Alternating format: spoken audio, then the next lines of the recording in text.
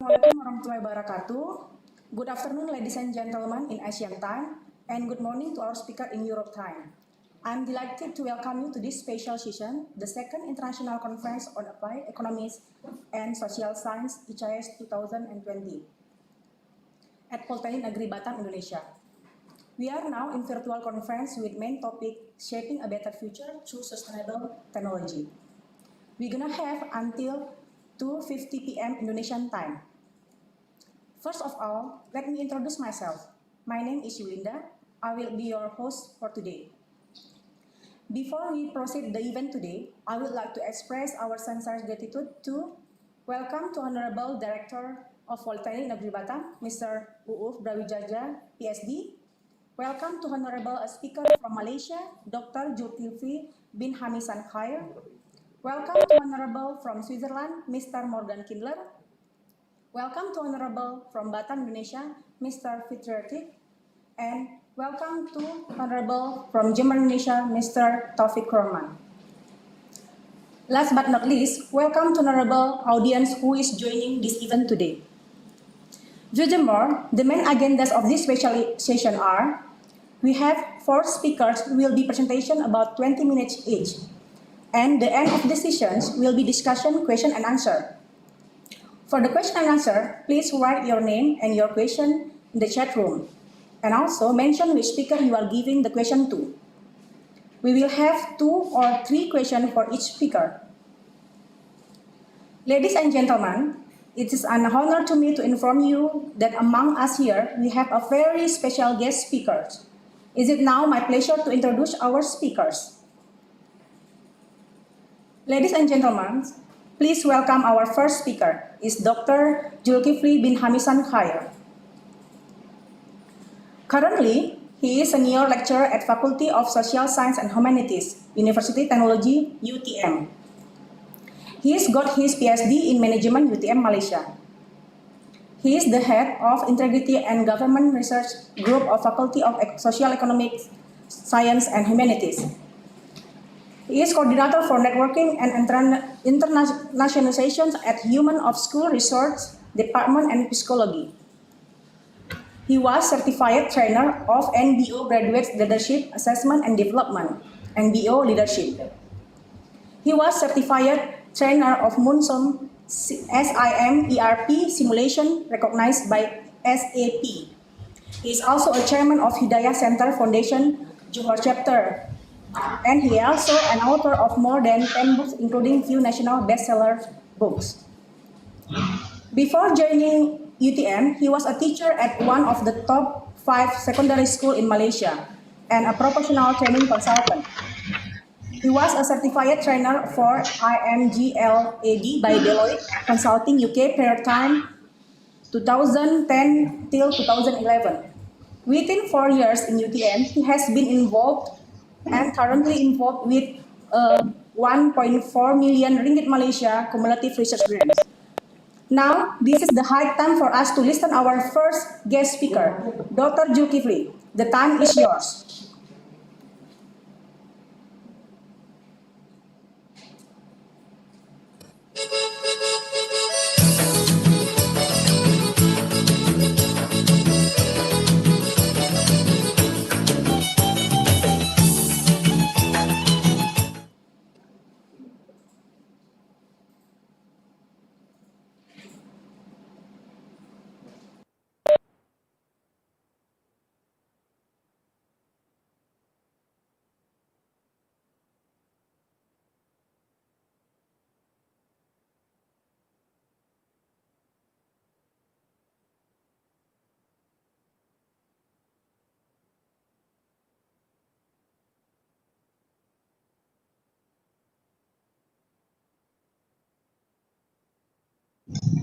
Okay, Bismillahirrahmanirrahim.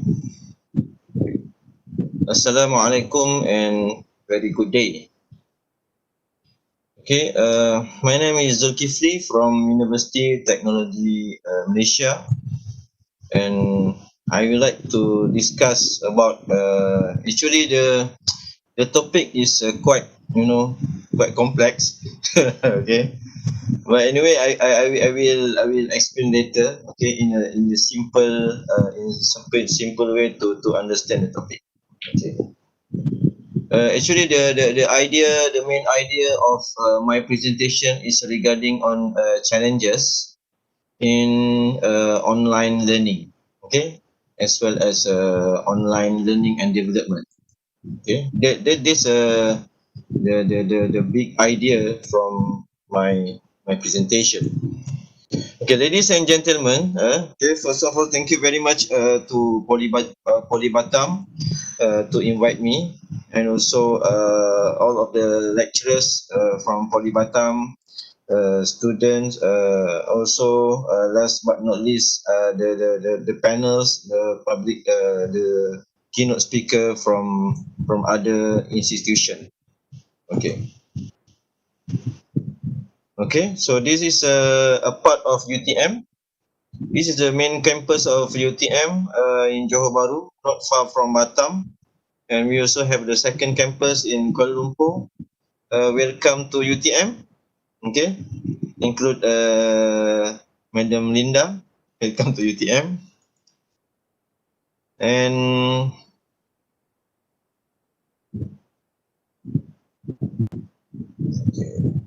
okay, this is a part of my picture.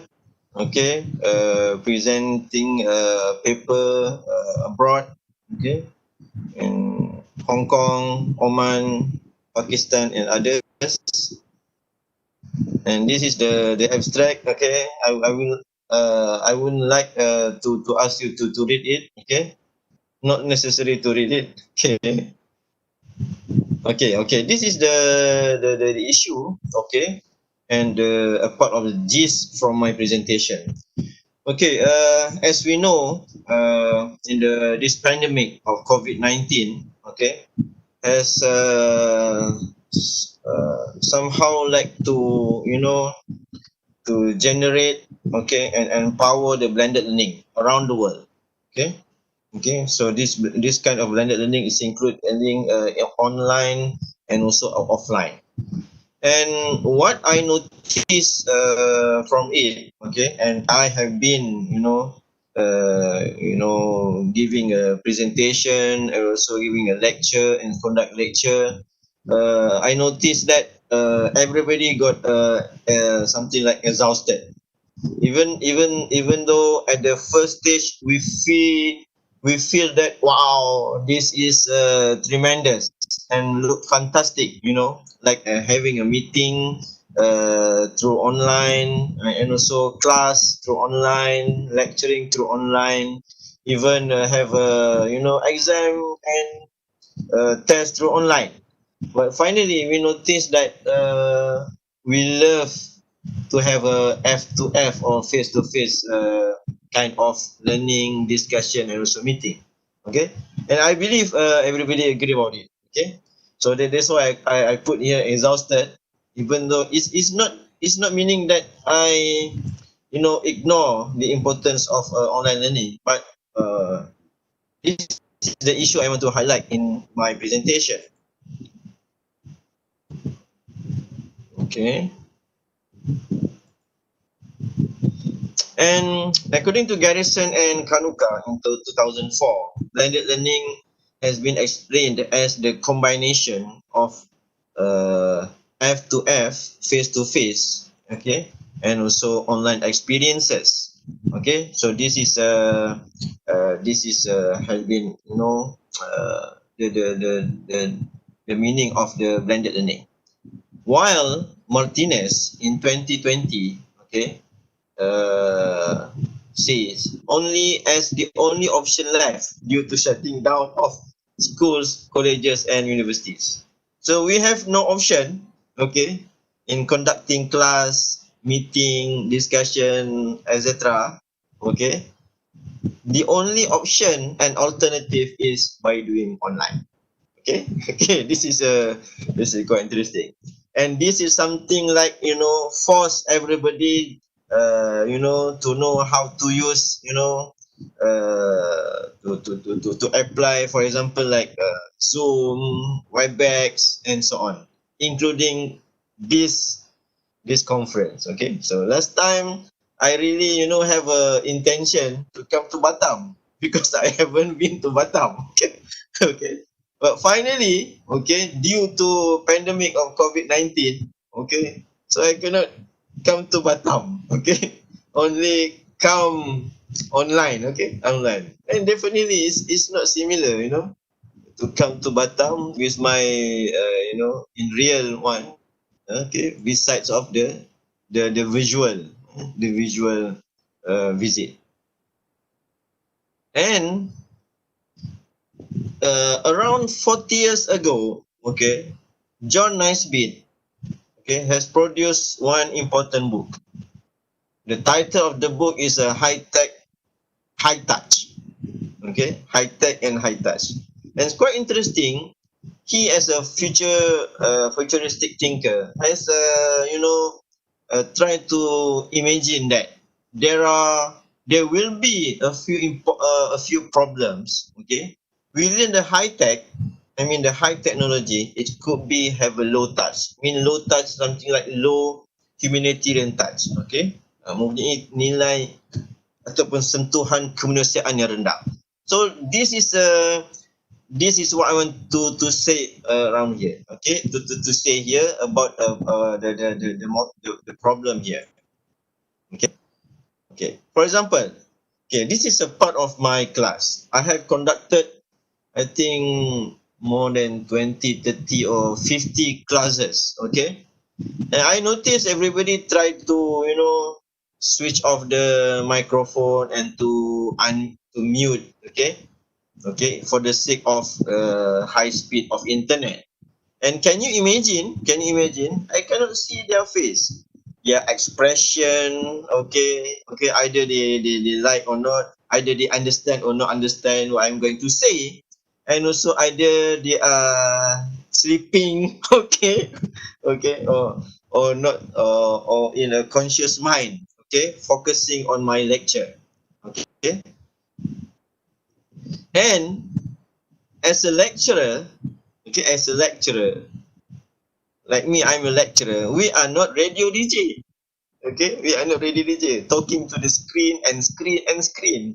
Okay, we are lecturer that we are going to talk to in front the real audience. Okay, particularly students. Okay, so it is really exhausted talking to the screen. Okay, compared to talking to the real audience. So this is I believe maybe we have to study how important of face to face have the wave between two humans, and this is could make us energetic. Can you imagine you are talking to screen okay, without receiving the certain wave from your audience, and you feel exhausted.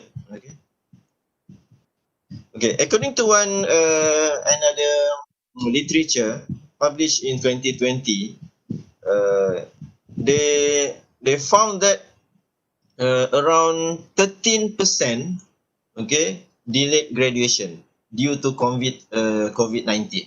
So this study has been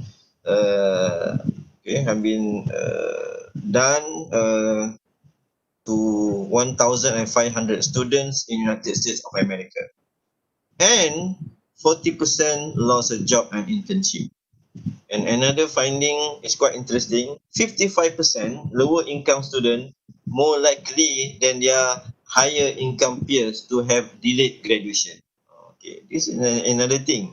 Maybe of what? Maybe of the student from lower income, they don't have special gadget, or maybe lack of data. Okay, so this is a gap between poor and wealthy family, antara orang miskin dengan orang kaya. Okay. Jadi anak-anak orang miskin, orang kurang berada, mempunyai kekangan untuk belajar, dan akhirnya mereka lewat untuk graduate, dan seterusnya juga sukar untuk mendapatkan pekerjaan. Okay. Jadi ini juga satu isu lain. Okay, satu isu lain dari segi status sosioekonomi. Okay, baik.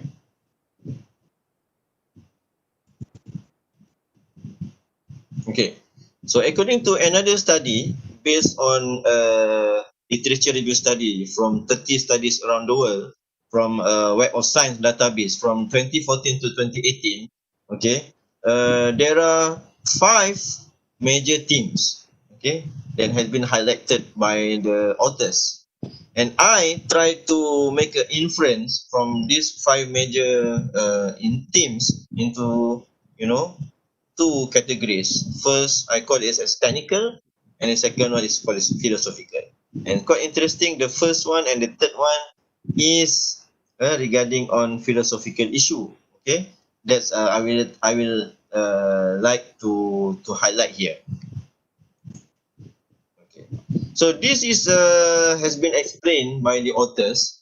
For example, of the first theme is what we call as the self-regulation issue. And this can be explained through a few problems here. Okay, first is being late online, late submitting assignment. Okay, can you imagine pelajar tak depan mata, jadi bila tak nampak muka pensyarah yang garang tu, okay, jadi pelajar pun macam kalau orang Johor panggil buat dek je, orang Malaysia cakap buat dek. Mana buat dek ni macam buat tak indah je. However, through screen, maybe student, have a lack of time to see the face, okay, of the lecturer, and also the lecturer also cannot see the face of, like I said just now, the impression of the student. Okay, the third one being online but not focused. Okay, this is another issue. And last one is often not attending virtual classes. Okay, because sometimes student imagine that lecturer, okay, don't know that they are attend or not attend. But we have a special, special tools, right? To take attendance of the student. Okay, but this is could happen. Okay, I give you, this is just an image here. Can you imagine a student have three screens? One screen, one screen is his lecturer for his lecture. The second screen is game, okay, playing games, and the third screens maybe is a social media, either WhatsApp, online, okay, or Twitter. This it could be happen, right? Okay, this could be happen. So that's why if you go to customer services industry, okay, so all of the staffs in the customer services, they are not allowed to bring along their handphone.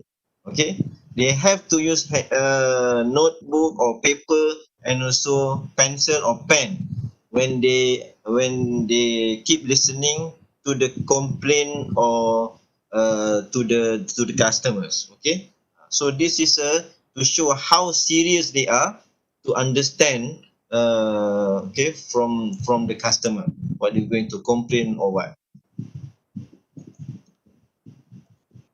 Okay, so this is a few tools that can be manipulated, okay, what I call just now, to increase the high touch between the lecturer to student, or between the manager or supervisor uh, to the staff. Okay, and for example, like this, we can do ice breaking activities, quizzes, and votes through a few tools. For example, Kahoot, Quizzes, Padlet, Nino, and Mentimeter, and others. Okay, we can use this.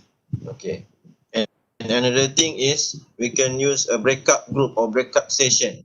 Okay, if you look at Zoom and WebEx, we can break up student into small groups, and student can discuss, okay, each other. And if they want to use minimum internet data, they can use WhatsApp, WhatsApp platform for discussion, not to use WebEx, because sometimes WhatsApp is much better, compared to. However, the lecturer have to give time for them. For example, after 15 minutes or 20 minutes, they have to come back, okay, to the visual class. Okay. However, ladies and gentlemen and students there, I believe that we need another solution. What I call here is a philosophical solution, because everybody, not only lecturer, students, should understand the philosophy of knowledge as well as philosophy of learning. And few aspect of knowledge philosophy that I can raise up here is a good intention, ethics between learner and instructor, or student and lecturer, and also triple L, or lifelong learning. Okay.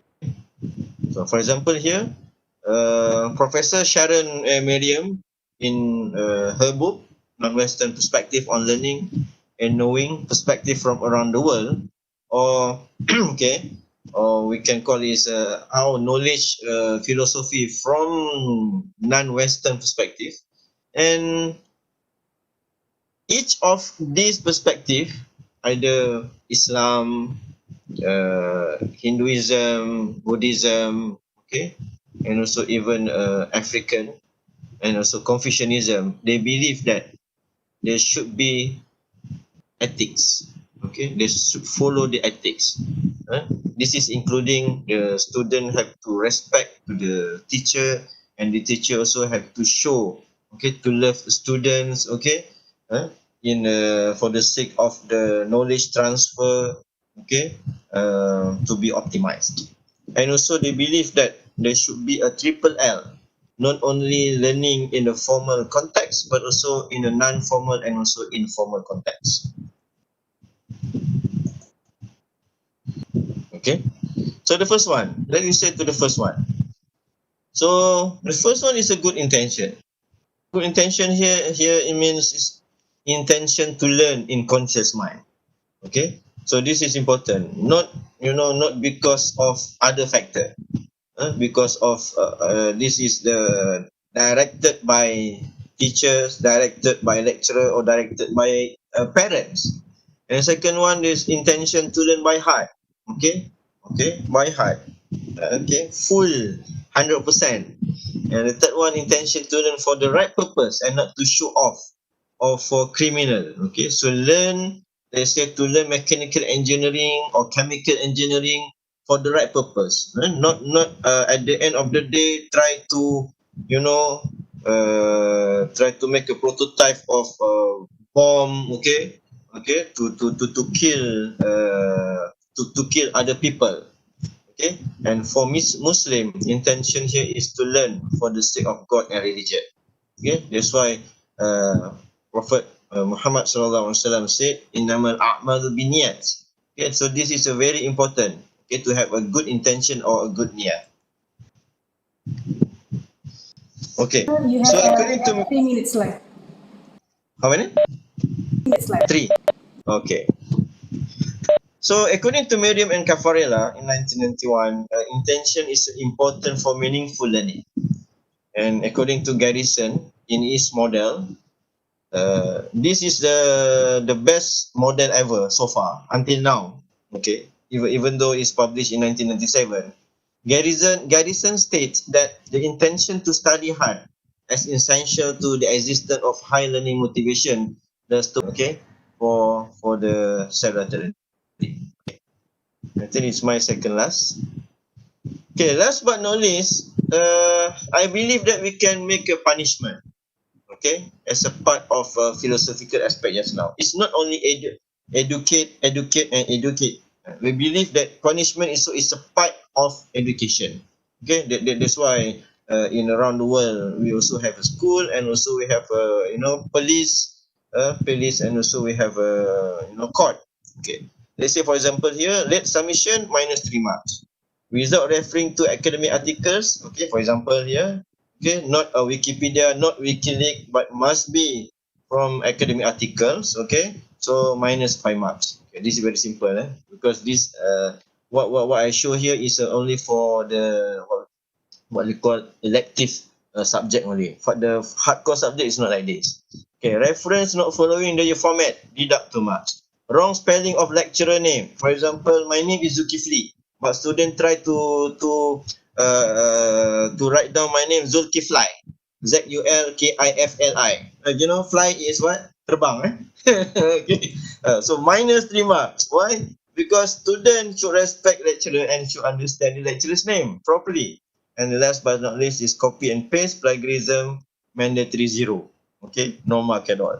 Okay, so this is very strict for this. So I think that's all from my sharing today. So actually my presentation Experience. Okay, that's all from me. Thank you very much. I hope you enjoy my presentation. Anyway, you can WhatsApp or email to me for further discussion. Thank you. Thank you so much for sharing with us, Dr. Zulkifli. You have delivered an enlightening talk. The next, please welcome to our second speaker, Mr. Fituratik. Mr. Fituratik got his degree in University of Indonesia.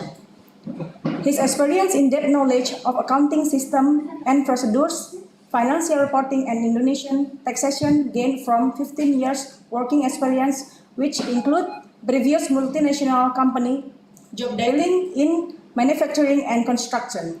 Currently, he is a senior accountant in PT Van Oord Batam. Mr. Fituratik, the time is yours.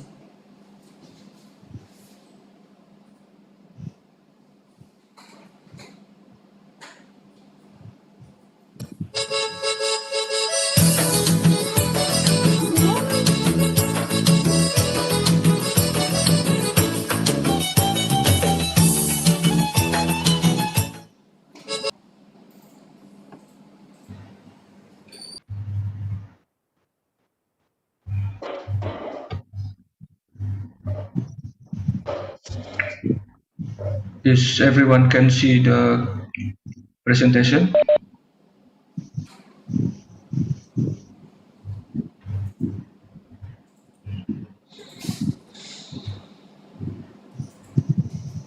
Okay. Not yet, Mr.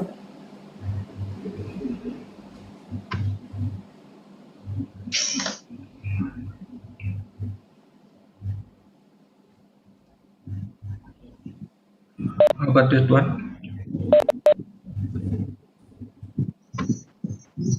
Not yet, sir. Hold on, still the connection in my company is still having problem.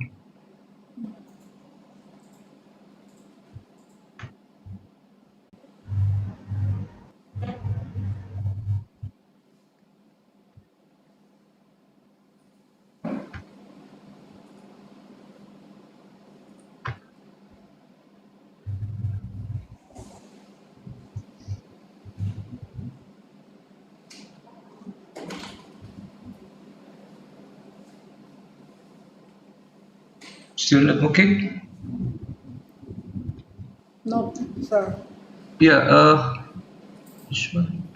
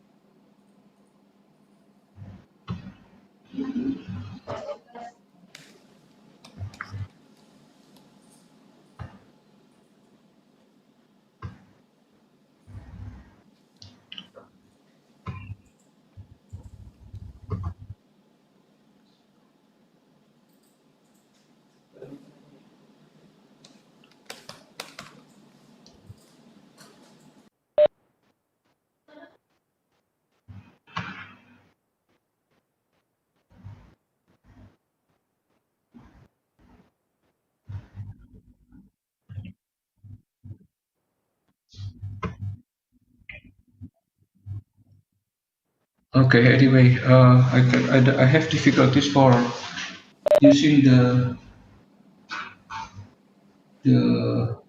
my presentation.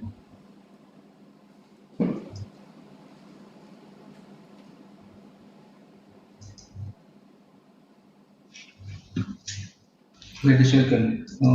5 minutes. No. Less than 1 minute. 1 minute first.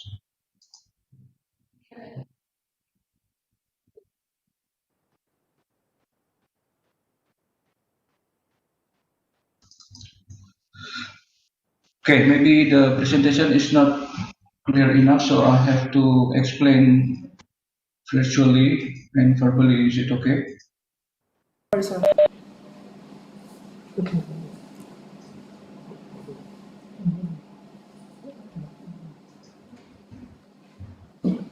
Okay. I'm so sorry. I will send to committee about the presentation because the connection is not quite good. All right. I have only 20 minutes 20 from minutes. the committee that I have the available time to introduce about the presentation. It's only, what is it? How many pages this one is? About the 6 pages actually. All right. The first one, the economic slowdown during pandemic in Indonesia across the globe. It's quoted from organization OECD. Indonesia is the world's fourth most populated countries and largest archipelago.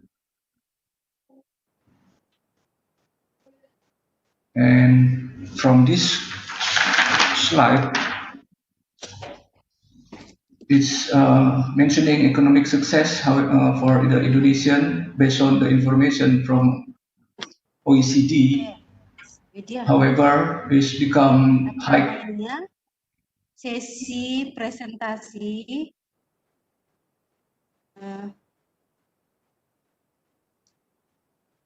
Maybe I will. presentasi itu 10 sampai 15 menit 12. Oh gitu ya. Just go ahead. Sorry. Oh, because I heard someone talking. Sorry. Okay, I continue. Economic success, however, has become a high environmental cost, rapid land use change, and reliance on fossil energy make Indonesia one of the world's largest greenhouse gas emitters. Deforestation and pollution are putting pressure on the diverse ecosystem. Environmental services such as water supply, sanitation, and waste management need to be further expanded and improved. Advancing the greener economic will require continued effort to develop policies, strengthen institutions, and secure sufficient resource. This is the first green growth policy review of Indonesia. It examined progress towards sustainable development and green growth, with a special emphasis on the next lately for the condition of coronavirus make everybody or every country quite suffer actually. More than 200 countries has the impact for COVID-19 and rule of the game for making the transaction between countries is disturbance, having disturbed. And 4 million people got infected for the coronavirus. It's quite pity actually, while our growth of economic is quite rising last year, but because of coronavirus, we have to very declining in economic. According to the worst scenario from the Ministry of Finance of Indonesia, ICP, Indonesian crude price oil will be 3 US dollar per barrel, and then the IDR will be 20,000 rupiah each dollar, and inflation will be coming 5.1%, while domestic product become 16,574 trillion. IDR is quite bad condition actually for that one.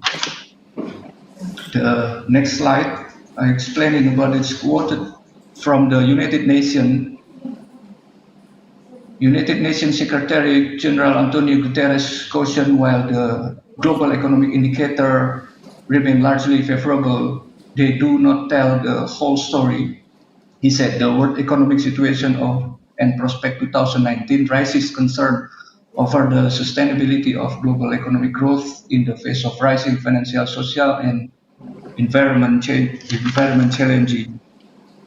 But according for the situation globally, we right now, but for the last 1 years, there are so many problems. One of them, like there are trade war between China and USA, and there is a Brexit from England outside of the European community, and then the growth of China in 2020 becoming less than 3%. There are so many complex situations in COVID-19. So not only Indonesia having problem for increasing the economic, but also the worldwide have happened for the bad situation actually. And then according to the Davis Anthony, I quote from their science seminar, on top of health concern, brands across the globe are worrying about how coronavirus will impact e-commerce as a whole, e-commerce B2B. So this is the impact. Business to business will be impact. E-commerce will be impact. Business to customer will be impact, and brick and mortar brands alike are all bracing for the impact that coronavirus will have on their business. But for that situation, of course, the transaction will be impact, but only for the the e-commerce still alive, but not all. The enforcement of social distancing, lockdown, and other measures in response to the COVID-19 pandemic has led consumers to ramp up online shopping, social media, internet telephoning, like our colleague Dr. Zulkifli mentioned about the online will be increasing for the demand. Internet telephoning, teleconference, streaming of video, film. This is resulted in spike in business to business or business to customer sales, and increase in business to business e-commerce as well. Increasing in business to customer sales is particularly evident in online sales of media supplies, household essential, and food product. Demand has also increased for internet and mobile data service. The network capacity and spectrum to accommodate the better by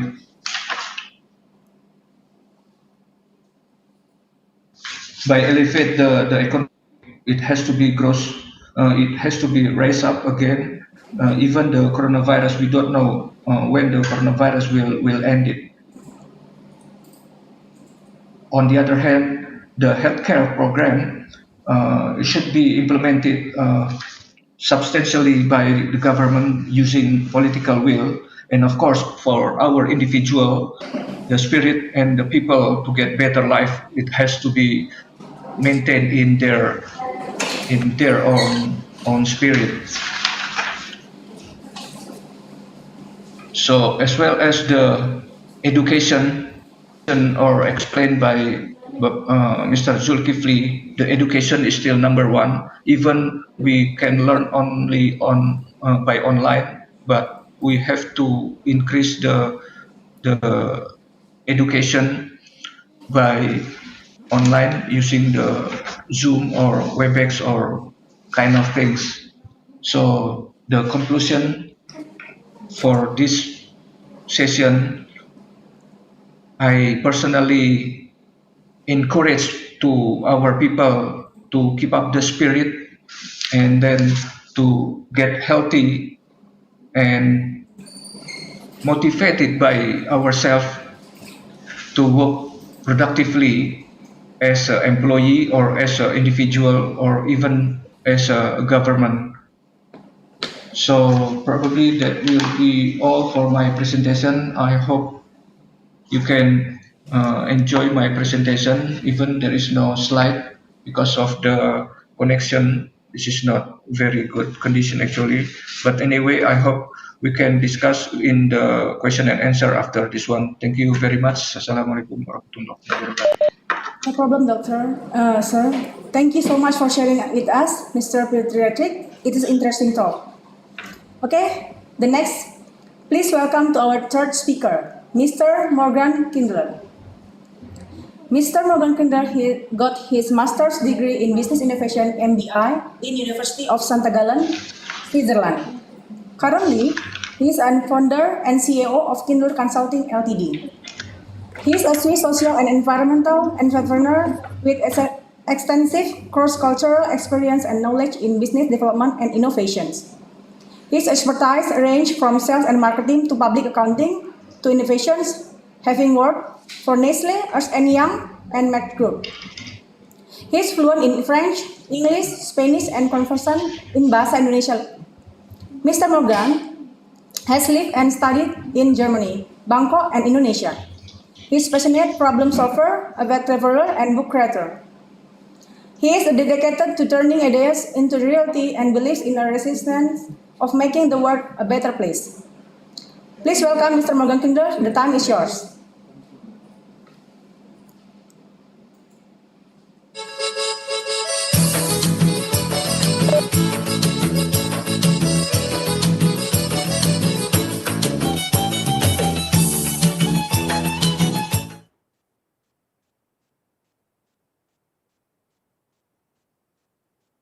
Hello everyone, thank you so much for having me here and inviting me to this event. I will try to share my screen, so please just let me know when you see it, and if you see it, if you can hear me.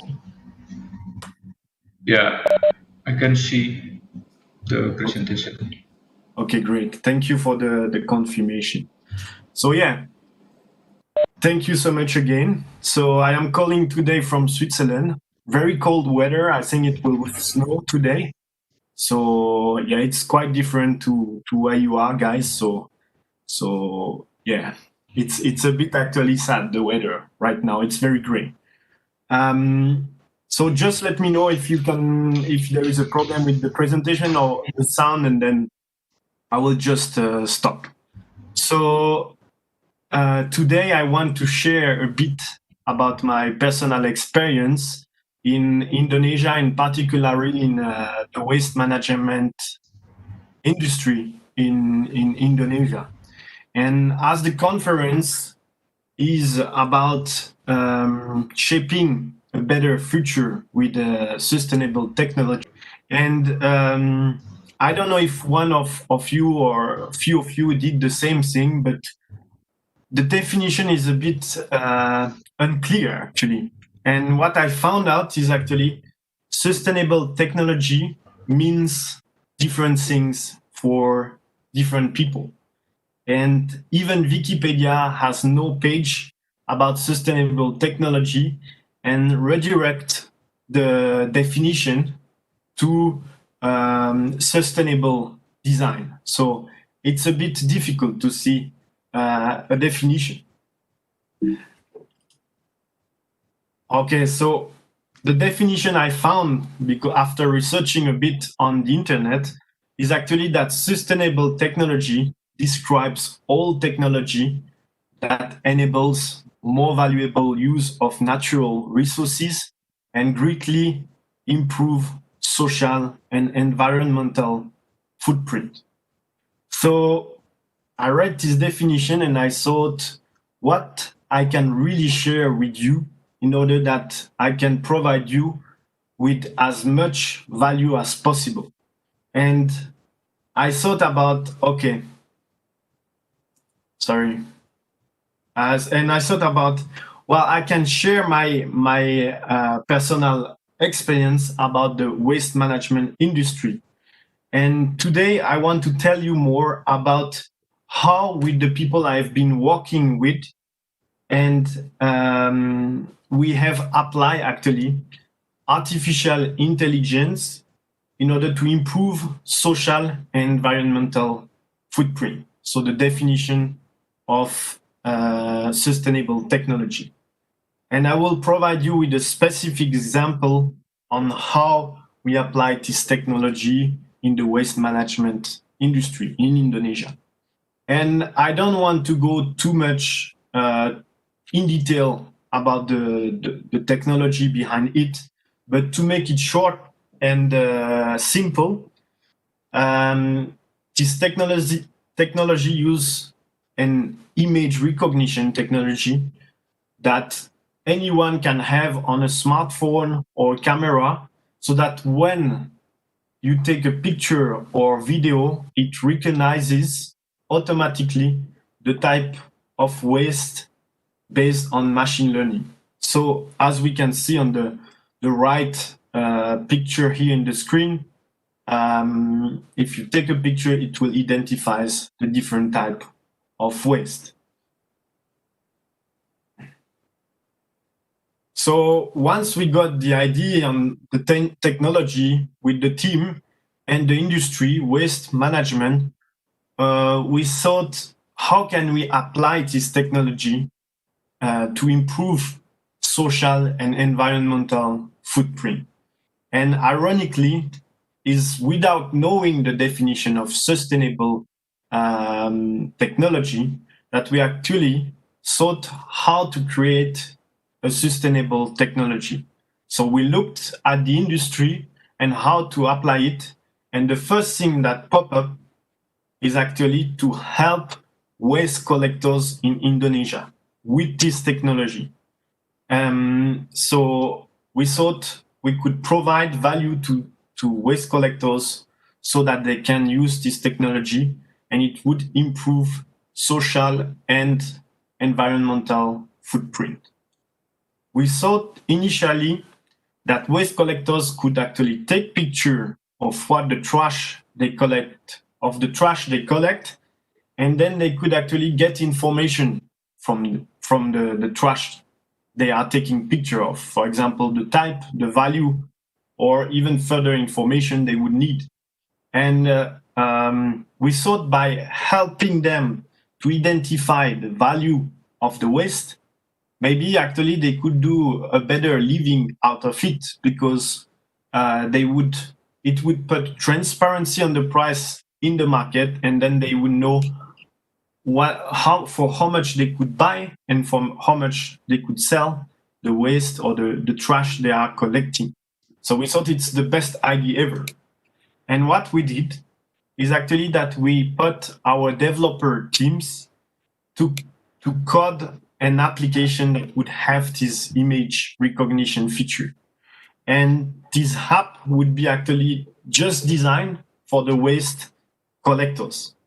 And I can tell you, the dev team had a lot of struggle, invested a lot of time and efforts to program this app. And it was really, really difficult. And yeah, time consuming as well. But anyway, the developers were so excited to release this app and see the impact that they were working so hard, and the work finally was almost done. And not only the developers were excited about it, but also everyone in the team. They wanted to see how this app would change the life of waste collectors and also shape a better future. But the problem is that it did not go as we expected. When we released the app and put it in the hand of the user, so the waste collectors, they would not use it at all. They were actually telling us, I don't need this, I don't have time for this, I am not used to technology, I know all information already. So yeah, we could not really believe it. And actually we spent so many hours to code this app, and we were quite a bit sad about the outcome of all these efforts and all this time invested to do this app that would not be used. So we ask ourselves, what did go wrong in our process of applying this sustainable technology and shape a better future? And to be honest, for sure, we did a mistake. And what I will share with you is actually what will make the point of the title of this presentation, that is to say, what really counts when applying sustainable technology to shape a better future. And our mistake was to actually come up with the technology, with the idea to shape a better future, but actually not considering the context in which we would apply the technology. And that was the biggest problem, and that's what I want to share with you and provide you value with today, is actually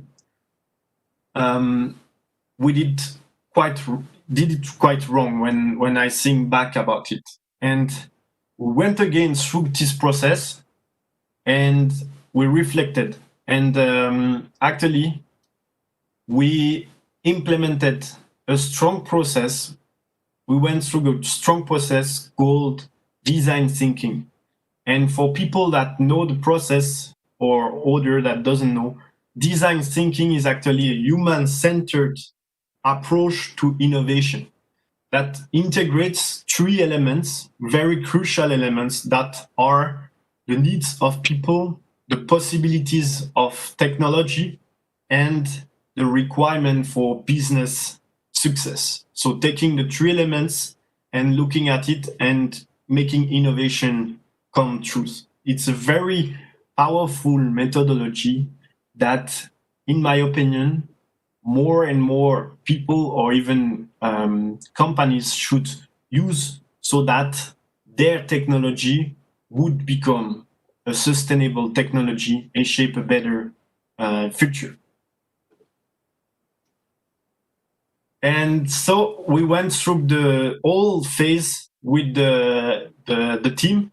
And today I want to go through all phase with you to tell you a bit more how we transform this technology into a sustainable technology and tell you what really count. So the first phase is called empathize. And here it's all about trying to understand the user much better. So trying to have empathy with the user that would use your solution.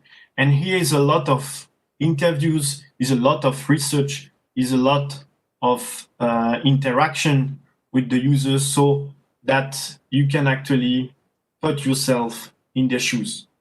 And what we found out actually here is that the biggest problem that waste collectors had is actually not the fact that they could not know the value of the waste or how to sort it or anything. The biggest problem we found out is actually that households were not sorting their waste at home. And it was actually making them so much struggle and losing so much time, because when they arrive at household place, they would see the garbage in a very bad condition and not sorted at all. So they would always need to sort it. So that was the biggest finding of this phase. We found that the problem is not directly from the waste collectors, but instead, what was causing the problem to this user was the household. So after a certain period of time, we had gathered so much information about the waste collectors and its problematic that we got the time to finally analyze our observation and so synthesize them to define the core problem we had identified. And it is this stage actually of the design thinking process is the definition of a new problem statement. And what we did with the team is actually we redefined the problem around the household instead of the waste collectors based on our research. And that was 5 based minutes on our left. interviews. How many minutes? 5 minutes left. Okay, so we reframed the problem around the household, and so now we had found the new problematic about the household, and we tried to understand much better the household. And so what we did is actually, okay, how can we make households sort their waste, the garbage, much better? And we met in a room and tried to do a brainstorming, which is the next phase. And we try to collect as many ideas as possible so that we can actually help households to sort their waste by using artificial intelligence, the technology we had at the beginning. And once we got many ideas, we actually selected few of them and went through the next phase, that is actually prototyping. So making experiment out of your idea. So building very low resolution prototype so that you can go out of the building and test your idea and learn as fast, as quickly as possible by interacting with the household or your user. Here in this case, it was mostly paper prototype.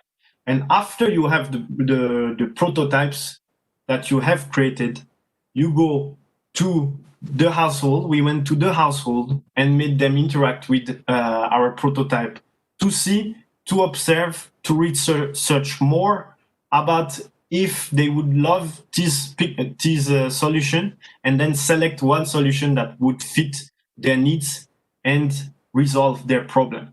And you know what? They actually loved it. And what we did is actually that we put the dev team again through this solution, and we were much more confident because we had a strong validation to develop this app. And instead of helping the waste collectors directly, we would help households.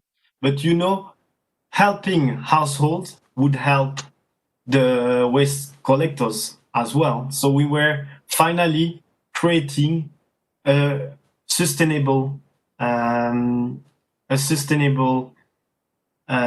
technology out of it.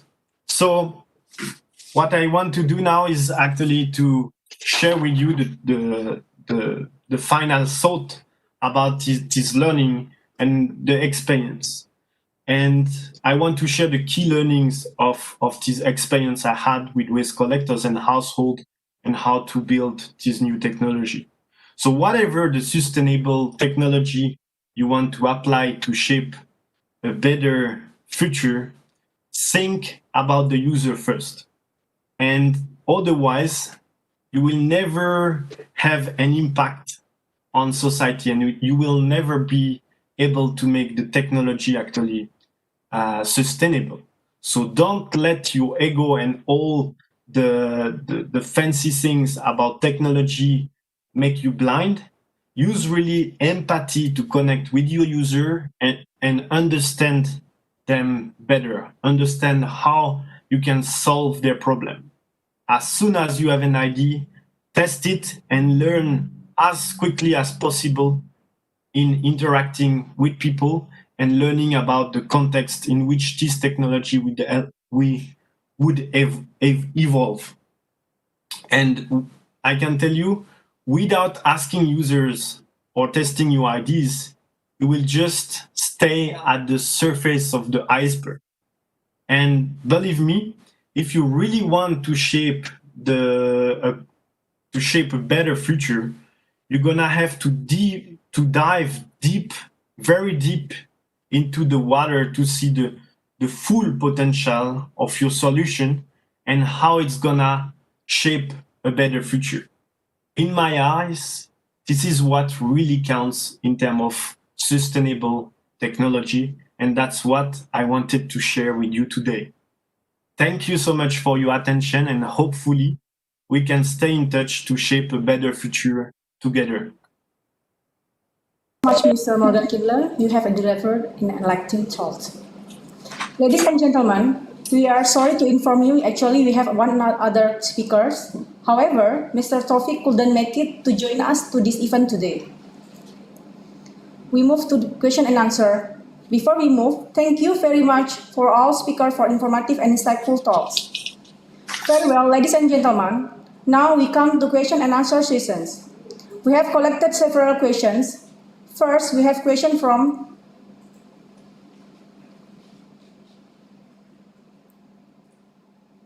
Okay, we don't have any question yet.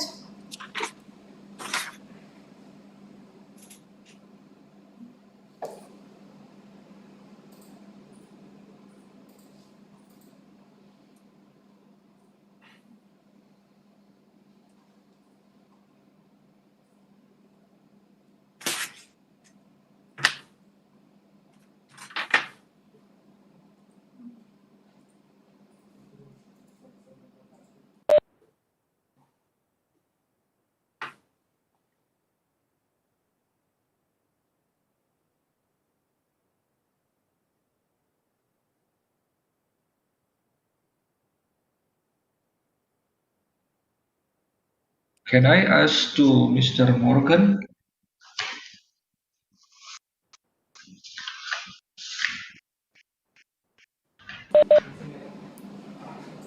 Yes, I'm listening if you want to ask a question.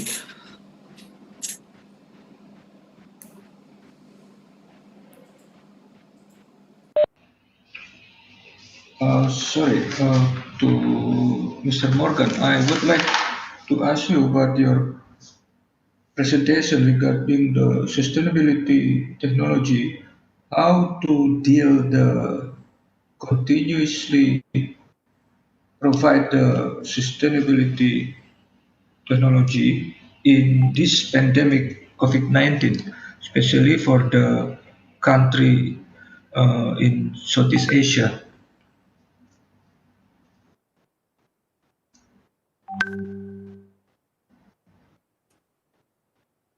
Okay. Thank you for the question. So I can share with you my belief into that. And if I can relate or make a reference to what I have said a bit in my presentation. I think to solve any problem is actually to bring people closer together and try to understand their biggest problem, right? And for you, I am asking, so is this context of the pandemic actually trying to increase and to enhance communication between all the stakeholders? I would say in Southeast Asia or even in Europe, it's the same. And for me, I don't see direct action on or measure to really make people communicate about the problem they have due to this pandemic. And what I would do first is actually contact and try to make communication better between these stakeholders so that they can communicate and go to the same direction, because I feel that everyone is talking from isolation and not really tackling the core issue of pandemic, and that's the biggest problem. So I would first tackle the communication between stakeholders and then see what are the problems for each one, and then actually try to resolve together on things. But yeah, I think lack of communication is a big problem, and that's why the pandemic is very severe in terms of problematic at the moment. That's my opinion. All right, thank you. Can I ask one more question to Morgan? Sorry. I'm listening. Yeah.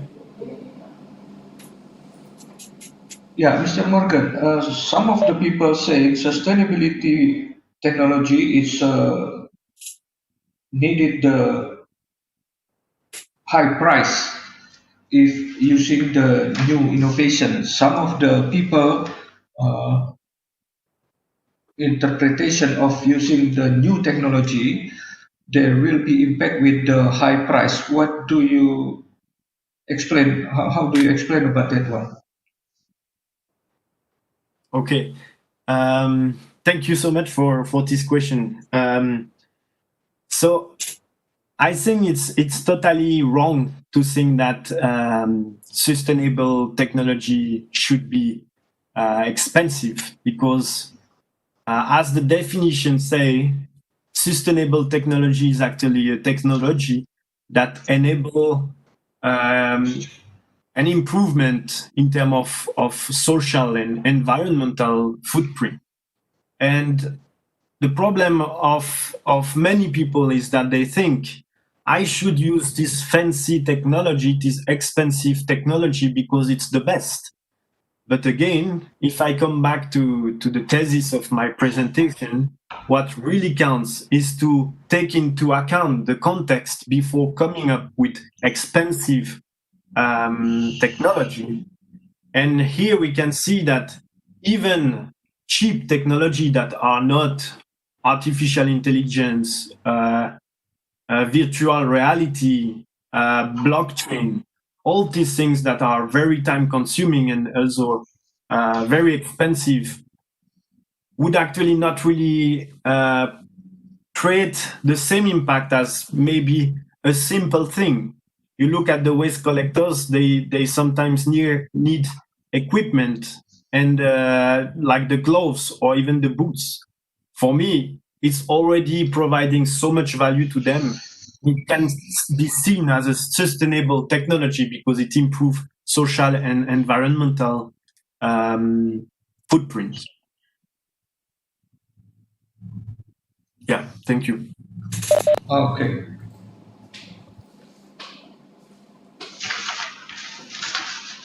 Actually, I have 10 questions actually. Anyway, can I ask the last question to Morgan? Sure, Doctor. Please.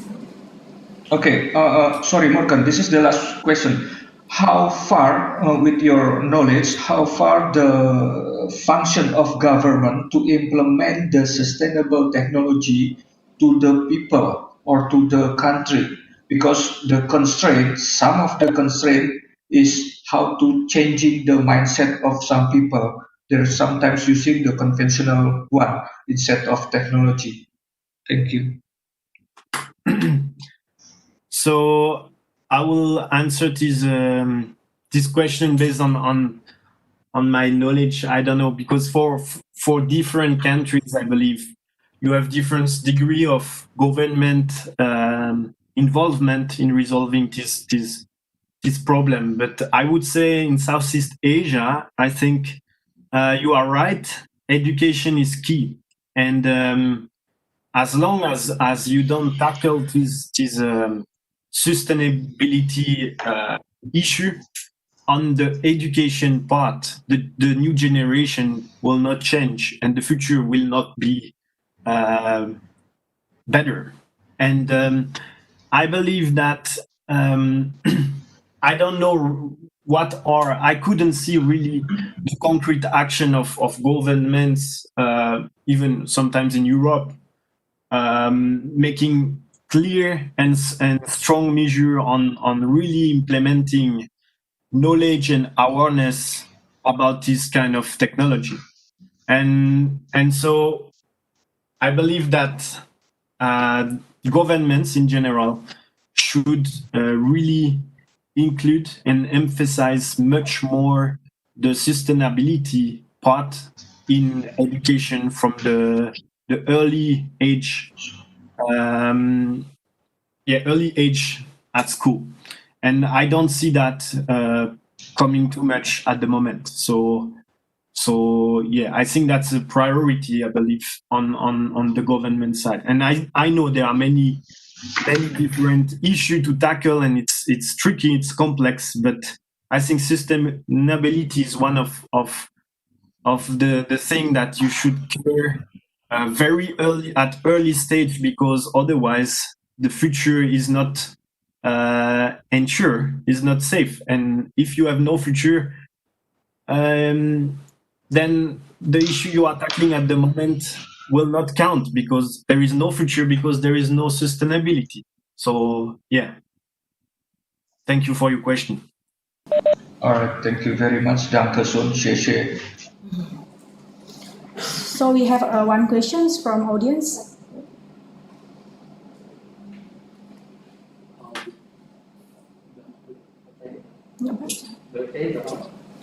Okay. The question from Muhammad Zainuddin Lubis to Mr. Morgan. The question is, how big the relationship between sustainability and the role of technology in 4.0?